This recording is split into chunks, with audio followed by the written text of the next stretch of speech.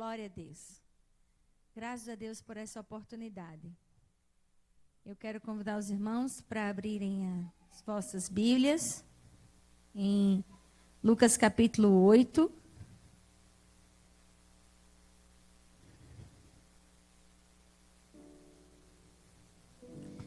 Primeiro, segundo e terceiro versículo, que diz assim: E aconteceu, depois disso, que andava de cidade em cidade, de aldeia em aldeia, pregando e anunciando o evangelho do reino de Deus.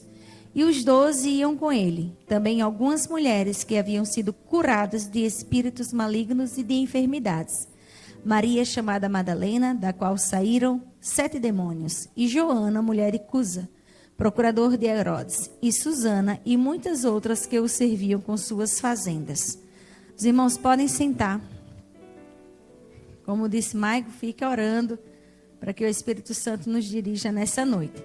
A palavra que o Senhor colocou no meu coração, eu achei, como sempre, eu não sei se isso acontece com os irmãos, mas comigo sempre, eu fico questionando, Senhor, porque essa palavra, como se eu precisasse saber o motivo, se a obra é dele, o povo é dele, a igreja é dele, a palavra também é dele, eu não tenho nada a ver com isso.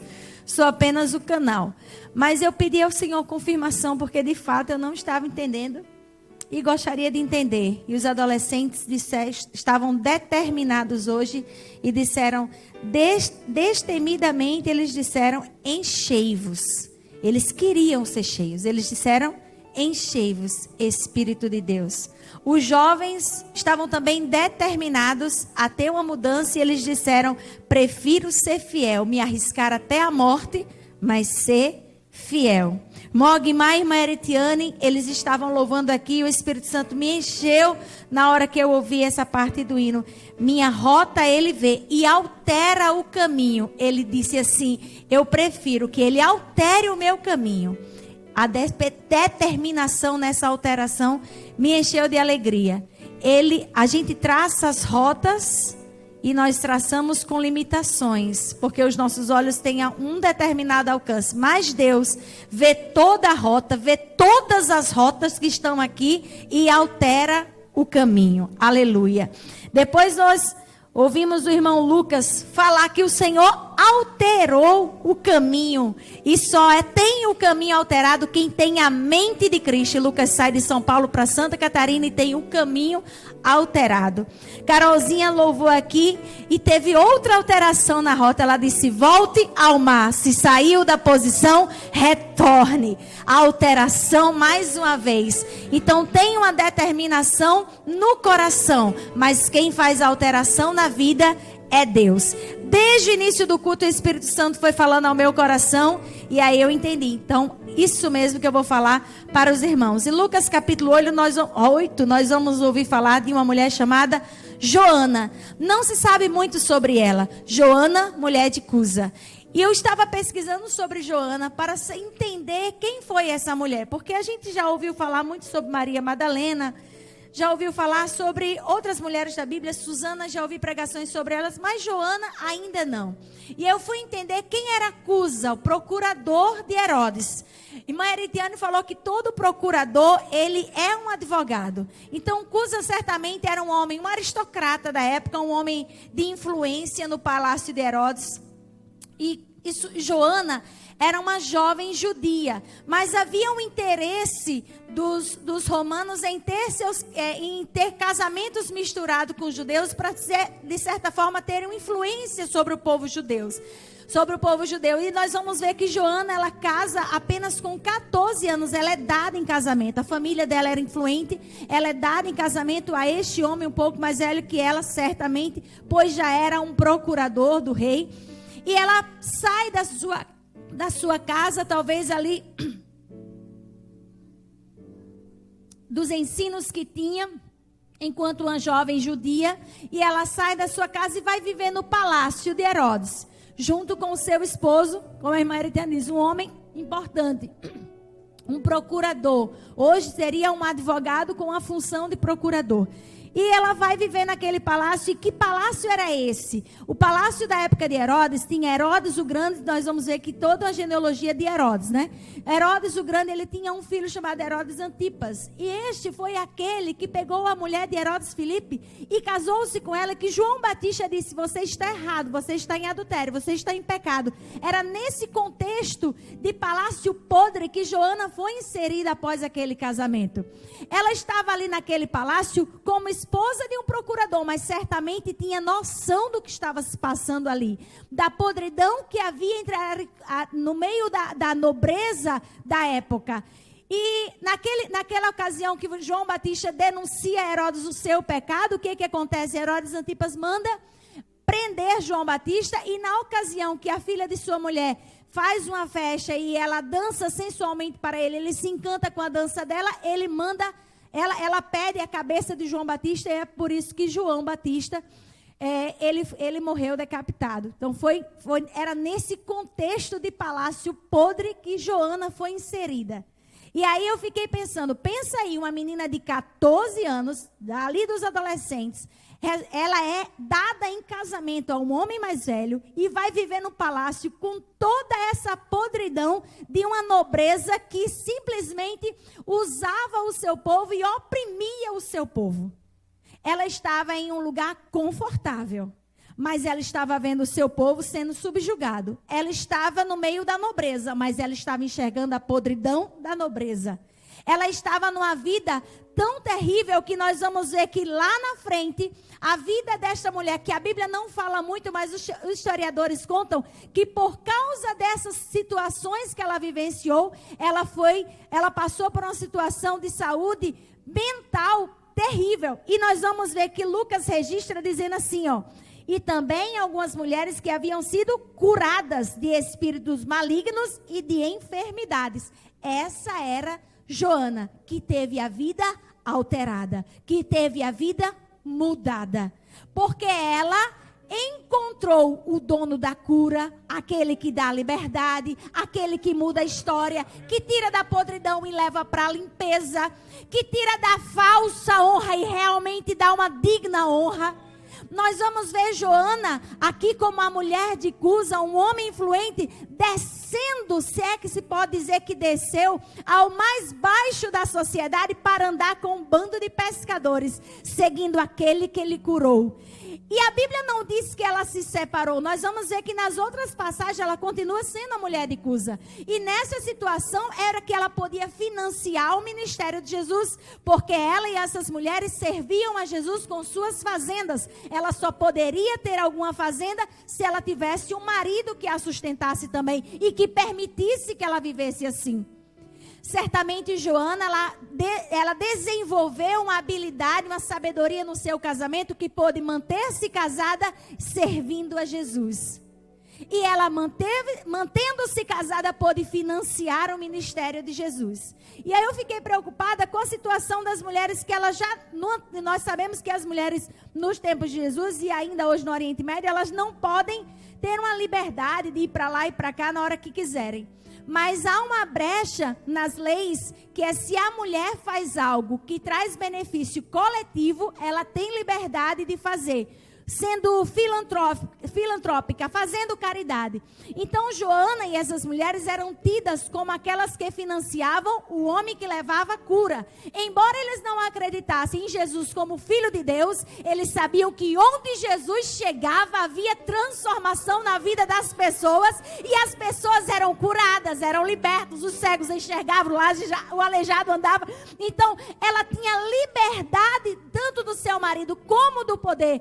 Na época, porque ela era usada e ela trabalhava em prol de uma causa nobre e coletiva. Aí você veja, que coisa linda. Quando decidimos fazer aquilo que Deus quer, Ele abre até brechas na lei para beneficiar o seu povo. Quando decidimos fazer aquilo que o Senhor quer, sem temer, arriscando-se até a morte, como os jovens cantaram, Ele abre brechas na lei e nos dá respaldo para fazermos aquilo que Ele ordenou. Nós vamos ver que Joana, ela tinha todos os motivos para ser uma pessoa triste. Forçada a casar, casou muito jovem, vivia naquele contexto terrível de adultério, de traição, de podridão, de mentira, em um palácio de fachada, porque na verdade não havia ali nobreza alguma de coração, só podridão. Mas ela encontrou o dono da vida. Ela encontrou aquele que lhe trazia a verdadeira felicidade. E juntamente com outras mulheres seguiu por onde ele passava para anunciar o evangelho de Cristo. Então, com isso, a gente pode ver que o Espírito de Deus muitas vezes age em nossas vidas, nos tirando em momentos de dor para alterar a nossa história. Às vezes é um não que o Senhor dá aqui que vai alterar a nossa história. Às vezes é uma cara feia que alguém faz aqui que vai alterar a sua história. Às vezes é uma palavra negativa que alguém disse, desprezou, que vai alterar a sua vida. Porque talvez se ninguém tivesse dito nada, você se mantivesse no seu palácio confortavelmente.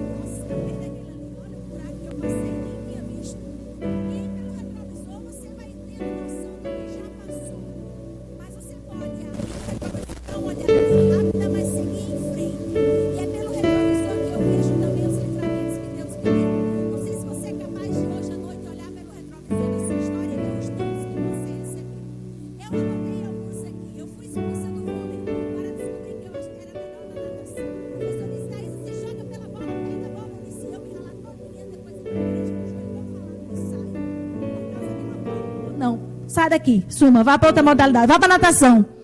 Pelo menos tem como se ralar dentro d'água. Fui para natação, gostei. Foi meu esporte preferido, porque eu odeio ficar suada. Ou senão tá quente aqui. Aí, deixa eu dizer uma coisa a vocês. Não. Saia daqui, mudou a história. Outro não que eu recebi. O meu pai estava doente, ia ter uma festa de 15 anos. Tudo estava juntando dinheiro para aquela festa de 15 anos. Quando eu estava com 13, o meu pai adoece com câncer. Não tem festa. Porque todo o dinheiro foi para pagar cirurgia e exames e tudo bem. E ainda faltou dinheiro porque era muita despesa. Chegou a minha festa de 15 anos, fizeram uma festa de 15 anos coletiva na igreja. Por causa de mim, todo mundo foi abençoado. Eu digo isso com toda certeza. Porque quem organizou a festa foi minha tia. Mas foi por causa de mim, todas aquelas meninas tiveram festa de 15 anos. A vida de todo mundo ali foi alterada do não que eu recebi. E através da doença do meu pai, eu corri mais ainda para os pés de Jesus. Olhando ainda para o retrovisor, lembrei que eu fui expulsa da coreografia e me descobri na fotografia da igreja, departamento infantil, todas as outras coisas, menos coreografia, porque não tinha coordenação motora para acompanhar o grupo. Mas um não bem-vindo até hoje. Continuo sem a coordenação motora, mas faço todas as outras coisas que me chamarem para fazer. Louvor. Fui excluída do louvor. Eu fazia o solo, ensaiava. Quando era noite, a irmã dizia assim: não, Thaisa, você ensaiou, mas fulaninha canta mais seguro, ele canta melhor. E eu chorava. Porque eu tinha ensaiado. Ela tinha me chamado para fazer o solo. E depois me desprezou porque chegou uma melhor. Mas algumas vezes eu cheguei chorando para minha mãe e dizia: mãe, eu fui tirada do louvor de novo hoje porque a irmã chamou aquela outra menina. Não ligue não, Thaisa, vá para a oração que não tem concorrência. No louvor todo mundo quer cantar bem, todo mundo quer fazer melhor. Vá para a oração que ninguém concorre com você. Concorrência zero, certeza de vitória. E eu entrei pelo caminho da oração. Então, alguns nãos na minha vida, eu fui olhando, isso tem vários. Na escola, em alguns lugares que passei, e eu fiquei lembrando de vários nãos que eu recebi, como não alterava o caminho. Quantas vezes o desprezo nos faz alterar o caminho? Se fosse tudo bem, a gente ficaria acomodado naquele velho caminho. mas o Senhor quer alterar as nossas vidas. Só que no momento que a dor acontece, a gente não entende, reclama, não concorda, não quer aceitar e muitas vezes até amaldiçoa aquele dia e reclama com Deus e reivindica com todos os direitos, e Deus só olha e diz assim: você traça a rota e eu altero o caminho. Você tem noção da rota até ali, mas eu tenho uma noção do todo. Eu sei quando a sua rota vai se misturar com outra pessoa, e aquela pessoa ali precisa da sua história, precisa das suas palavras para ter a rota deles alterada também. A gente não entende. Tem algumas coisas nas nossas vidas que a gente só vai entender lá na frente. Nós vamos ver então que Joana aparece mais uma vez na história, mas antes eu quero falar sobre Herodes, no capítulo 23, versículo 8. Esse Herodes aqui, ó. Quando Herodes Antipas, e Herodes, quando viu Jesus, alegrou-se muito, porque havia muito que desejava vê-lo, por ter ouvido dele muitas coisas, e esperava que lhe faria algum sinal, interrogando-o com muitas palavras, mas ele nada lhe respondia. E estavam os principais dos sacerdotes e escribas acusando-os com grande veemência. E Herodes com seus soldados desprezou, escarneceu dele, vestiu com roupa resplandecente, tornou a enviá-los a Pilatos. E no mesmo dia Pilatos e Herodes entre si se fizeram amigos, pois ambos andavam inimizados um com o outro. Aqui fala um pouco quem era Herodes, a personalidade dele. Um homem terrível que maquinava o mal, mas ele já ouvia falar de Jesus. Talvez até pela própria Joana, pois estava ali em convivência com eles também. Mas ele ouvia falar de Jesus, ele sabia do que Jesus era capaz. Interrogando para escarnecer de Jesus, Jesus nada mostrou naquele momento, porque sabia que aquilo ali era só para escarnecer dele. E nós vamos ver que esse Herodes terrível tenta alterar a história de Jesus, mas ali já tinha uma história escrita por Deus. O fim de Jesus era necessário, a morte de Jesus era necessária e temporária, pois logo ele ressuscitaria. Nós vamos ver que esse Herodes terrível era o mesmo Herodes que fazia parte da história de Joana, mas ela não se embaraçou com as maldades dos que estavam ao seu redor. Ela olhou só para Jesus. Eu imagino inclusive Joana chegando no meio dos pescadores e não sendo tão bem vista. Será que essa não é uma espiança? Ela é da aristocracia. Será que ela não está aqui para se fazer? Talvez a princípio duvidaram um pouco do caráter dela. E é normal essa desconfiança, mas ela provou que estava ali com o coração totalmente voltado para Jesus. E estava tão voltado para Jesus que nós vamos ver nos capítulos seguintes que Joana, ela participou inclusive do momento da crucificação de Jesus. Joana o honrou até o fim. Lá em Lucas capítulo 23, versículos 55 e 56 diz assim: e era o dia da preparação e amanhecia o sábado, e as mulheres que tinham vindo com ele da Galileia seguiram também e viram o sepulcro como foi posto o corpo. E voltando elas prepararam especiarias e ungüentos no sábado, repousaram conforme o mandamento. Ela estava ali junto com aquelas mulheres para preparar o corpo de Jesus. Joana, ela teve a vida mudada ao ponto de decidir a sua vida para sempre com Jesus. Ela não passou um tempo com Jesus e voltou para o meio da podridão do palácio. Ela preferiu andar pelas ruas, pelas vielas, pelas comunidades de pescadores, entregando suas fazendas, entregando o que ela tinha para entregar sua vida totalmente a Jesus. A ponto de ver a crucificação, presenciar aquele momento e quem sabe ali parou um pouco para pensar e disse assim: a minha vida foi toda mudada, porque eu seguia Jesus e agora Jesus está morto. E agora ele morreu. O que me resta senão preparar o seu corpo? Eu imagino Joana junto com aquelas mulheres preparando as especiarias e dizendo: depois vamos lá para ver como está o corpo de Jesus, agora que a gente já sabe onde o sepultaram. Agora só estou preocupada com aquela pedra, como é que aquela pedra vai ser removida? Se uma pedra muito maior já tinha sido removida do seu coração, o que era a pedra do sepulcro? Se aquela pedra muito maior de uma enfermidade psicológica, de uma enfermidade espiritual já tinha sido removida da sua vida, o que era a pedra daquele sepulcro para o Deus Todo-Poderoso a quem ela servia?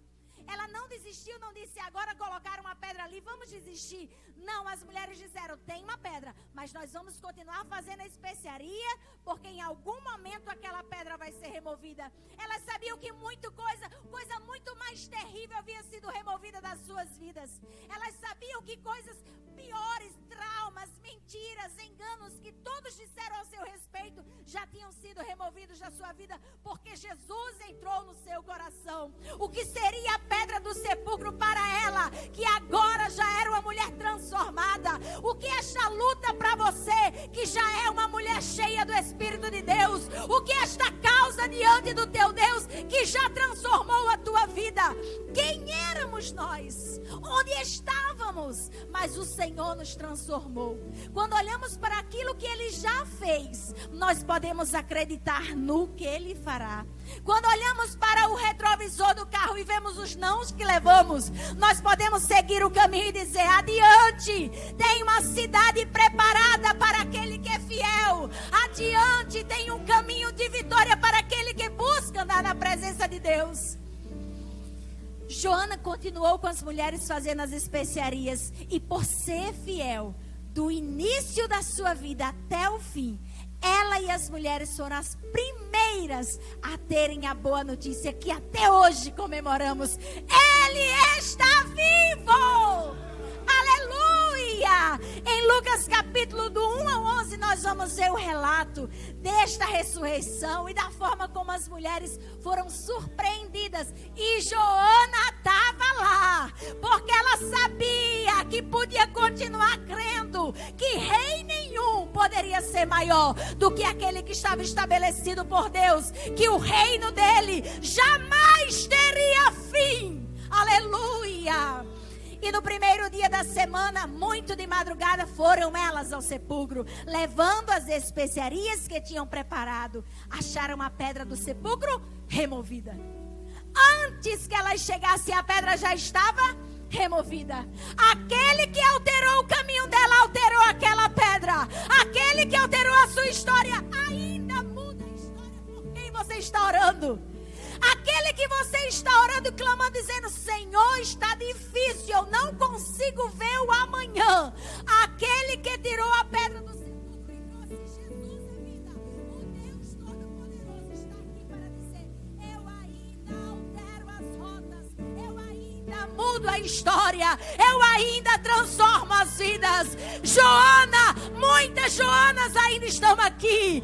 Elas estão aqui porque decidiram seguir a Jesus, porque um dia olharam para a cruz e disseram, ali está a solução para o meu problema. Ele se fez maldito por causa de mim, foi por você, foi por amor.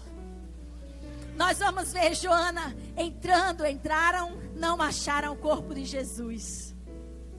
E aconteceu que, estando elas perplexas a esse respeito, eis que pararam junto dela 2 varões com vestes resplandecentes.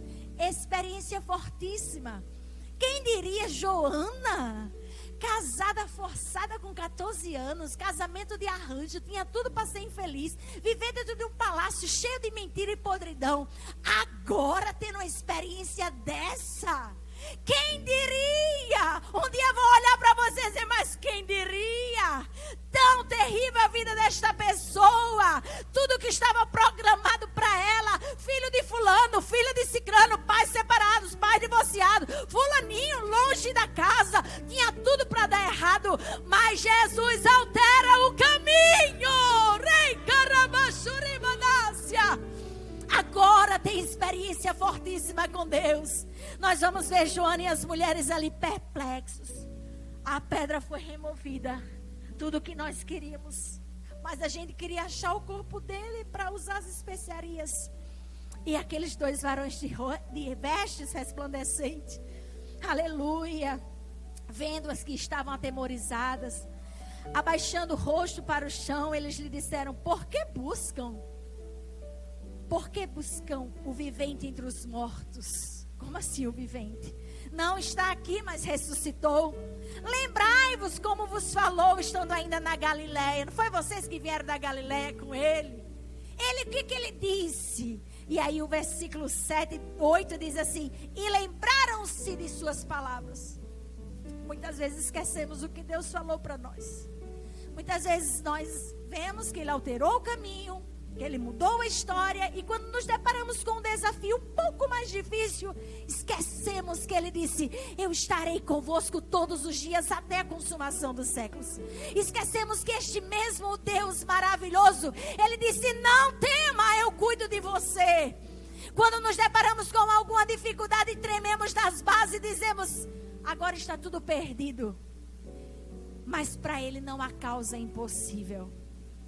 Versículo 9, voltando do sepulcro, anunciaram todas as coisas aos 11 e todos os demais. Era Maria Madalena, Joana, Maria mãe de Tiago e outras que estavam com ela. E diziam essas coisas aos apóstolos, e suas palavras pareciam como desvario. E eles não creram. Aí vem todo o desfecho, depois todo mundo vai ver, depois todo mundo vai entender que Jesus ressuscitou. O que eu quero que você preste atenção neste dia é que Joana tinha muito motivo para ser amargurada e triste. Até passou um período da sua vida com uma doença que precisava de uma cura na mente, no espírito, na alma. Mas ela recebeu a cura porque ela encontrou Jesus. Porque ela resolveu entregar sua vida, suas fazendas, o seu tempo e se doou para Jesus. E ninguém que se doa para Jesus, que entrega ao Senhor os seus talentos, ninguém que oferece a Ele o seu tempo e o seu melhor, fica à mercê do mundo, do universo. Não, tem uma rota alterada e determinada por Ele. Joana teve a sua vida mudada e presenciou o acontecimento mais brilhante da história. Joana e aquelas mulheres presenciaram o que todos nós estamos falando hoje. Que não foi coelhinho, não foi chocolate, foi Ele que morreu por amor e ressuscitou. Joana e as mulheres entenderam agora. Entendi. O corpo dele, o sangue dele foi vertido por nós. O sangue dele foi vertido por nós, mas ele não está morto, ele está vivo. A morte não pôde detê-lo. Joana e essas mulheres nos dão um exemplo nesta noite, que ele altera o caminho, e aquele que permite que ele mude a história também experimenta coisas extraordinárias que só ele pode fazer.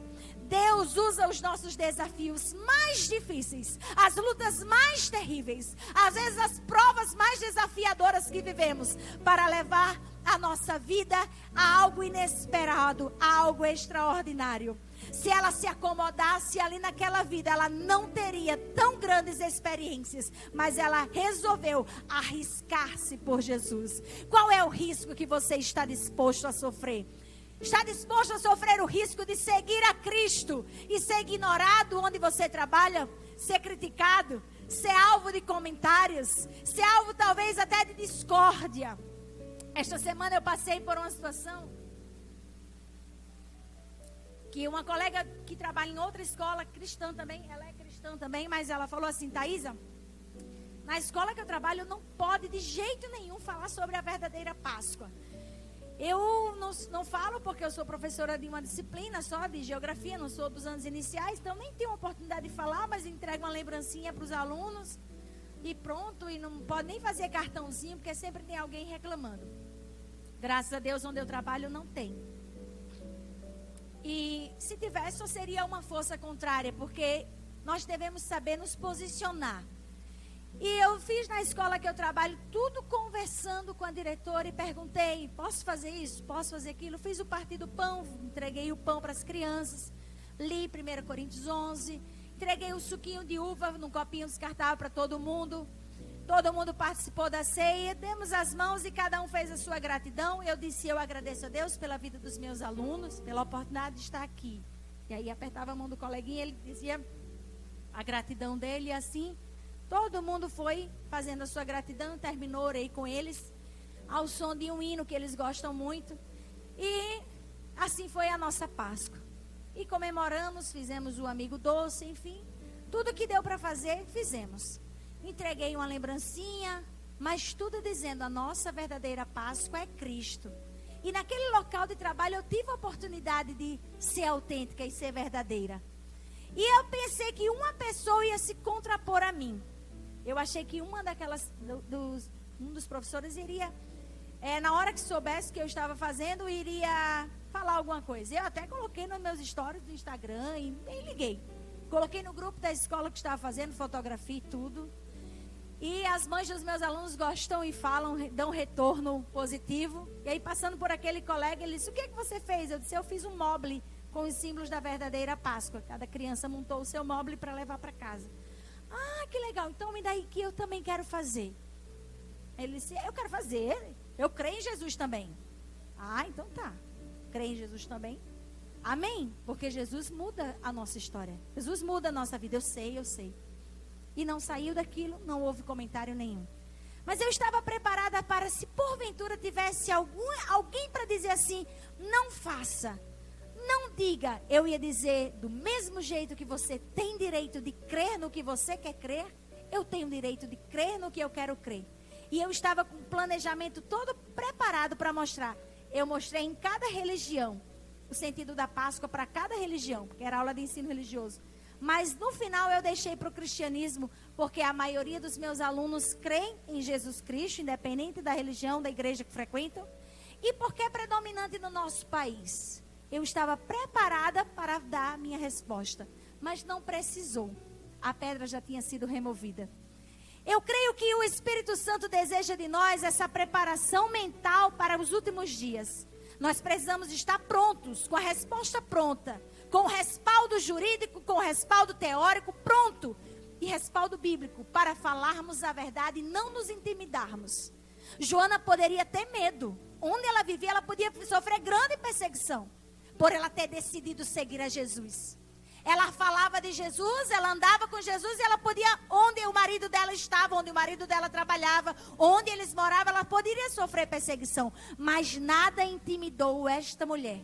E ela é um exemplo para nós. Nada intimidou esta e outros guerreiros da fé que estão escritos na Bíblia Sagrada. E nós devemos pensar que nos últimos dias, devemos sim nos preparar para estes momentos. Para quando vier a adversidade, você dizer: ele alterou a minha história, eu não posso fazer nada. Eu só posso proclamar que ele muda a história de qualquer pessoa que se entrega a ele. E eu gostaria de saber se tem alguém aqui que deseja entregar sua vida a Jesus para ter a história alterada. Se entre nós só há pessoas evangélicas, só há pessoas que creem em Jesus, todos aqui professam da mesma fé, dê um sinal com a mão. Todos aqui creem em Jesus como seu Salvador, levanta a mão. Se alguém do seu lado não levantou a mão, pergunte a esta pessoa se ela deseja entregar sua vida a Jesus. Todos então aqui já aceitamos Jesus como nosso Salvador. Então eu quero convidar você a ficar de pé e nós vamos orar. Orar para que o Senhor nos ensine a cada dia a crermos no seu poder, entregarmos a nossa vida a Ele.